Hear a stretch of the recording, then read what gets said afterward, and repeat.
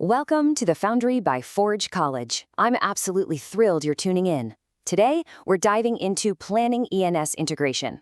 We're officially transitioning from the readiness checklist we covered in our last lesson all the way to drawing up the actual architect's blueprint for your ENS integration. Look, gathering materials is great, but as any developer knows, it's not the same as actually building the house. And, well, taping things together in production, yeah, that rarely ends well. So today, we're going to map out exactly how your decentralized application will securely interact with the Ethereum name service. Here's our master schematics for today's explainer. We'll quickly move through 1. The capstone blueprint, 2. The ENS domain lifecycle, 3. Mapping name resolution flows, 4. The 3-layered adapter, 5. Safe deployment and rollback, and finally 6. Your capstone next steps. All right, kicking things off with Section 1, the capstone blueprint. Let's define our scope.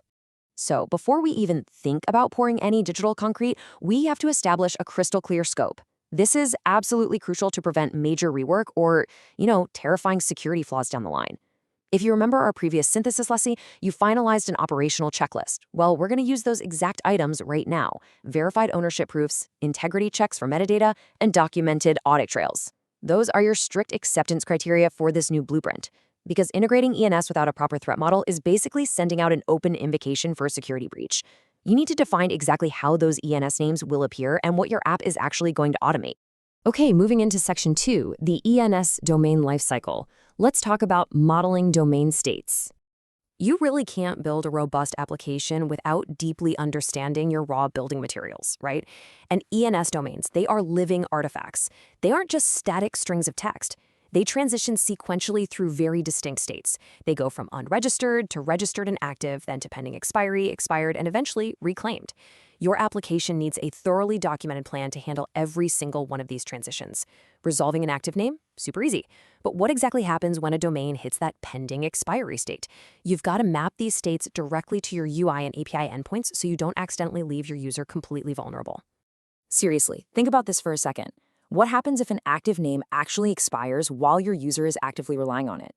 If your app just fails silently, or even worse, allows a domain sniper to register it and impersonate your user? No way. You'd have a massive security breach on your hands. Your app must seamlessly prompt for a renewal. Handling these tricky edge cases is exactly what separates a sloppy amateur Web3 app from a rock-solid professional one. Section 3. Mapping name resolution flows. Let's look at client versus server flows. Now we get to map the plumbing. How does your app successfully trace a human-readable name, like, say, alice.eth, to its actual on-chain address or off-chain data? To find that destination, we query a resolver. Think of it as the switchboard operator of ENS. It's a smart contract that holds the actual mapped records for a name. But here's the catch. You have to decide where the responsibility for verifying that resolver's answer actually lives inside your application's architecture. You basically have two main paths here, and it's a classic engineering trade-off. Client-side verification gives users way faster feedback, which is obviously great for the user experience, but it demands way more trust assumptions and actually increases the attack surface on the client.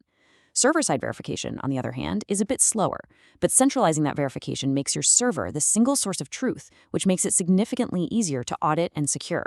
It's kind of like trusting a huge bouncer at the front door versus trying to trust every single individual patron inside the club. For your capstone project, you must clearly document which path you choose and exactly why you chose it. And hey, just as a quick refresher, resolution doesn't only return Ethereum addresses. It can also return a content hash. That's a record pointing to off-chain content, like an IPFS or Arweave hash that's securely mapped to the ENS name. You must always validate these outputs. Check that content hash against the registry. Verify signed JSON payloads. Do the work. Because blindly trusting a malicious or even just a newly upgraded resolver is literally the fastest way to ruin a user's day. If you accidentally treat a malicious payload as safe, you could end up authenticating the wrong person or leaking private data. All right, Section 4, the 3-layered adapter. Let's get this architecture structured. To keep all this crazy complexity organized, we use a really brilliant mental model that you're going to see all the time in programs at Forge College. It's called the 3-layered adapter. Think of your app like a high-end restaurant. The presentation layer is your dining room. It's what the user sees, built with React and nice UX copy. Then the verification and caching layer, that's your strict kitchen expediter. It's validating the food's quality, enforcing the policies, and making sure absolutely nothing raw goes out to the tables. And finally, the blockchain layer is your totally unpredictable supply chain, the raw RPC providers and contract wrappers pulling in the ingredients. This mental model just clarifies those responsibilities perfectly. So the crucial point here is this. The presentation adapter should never make a security decision without consulting verification. Like I said, never let the dining room cook the food. Always rely on the verification adapter as your single trusted source to enforce integrity before you ever show data to a user. If your app needs to establish a session or prompt a signature, the verification layer has to be the final authority that says, yes, this ENS resolution is valid and completely safe. Moving on to Section 5, Safe Deployment and Rollback. Let's talk staging and testing. With our blueprint finally drafted, we have to plan our rigorous safety inspections. Deploying identity resolution features directly to production without testing is a terrifying thrill ride, and we absolutely want to avoid it. You need to treat ENS changes identically to database schema migrations. Move them systematically through 3 testing environments. Start an integration or staging using full-stack tests with mocked resolvers, then graduate to pre-production where you interact with live testnet blockchains. And only when those pass with flying colors do you finally push to production on mainnet. And when you do push to production, please don't just flip a giant switch for everyone at once. Utilize canary releases and feature flags.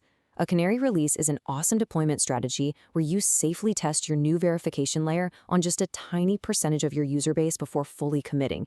So you keep the old resolution path operational, shift maybe 5% of your traffic to the new ENS integration, and just watch closely to see what happens.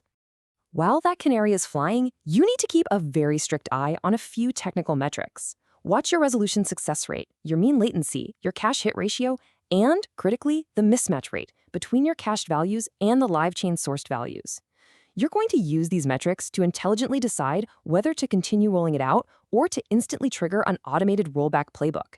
If that mismatch rate spikes, your playbook should tell you exactly how to toggle that feature flag back to safety immediately.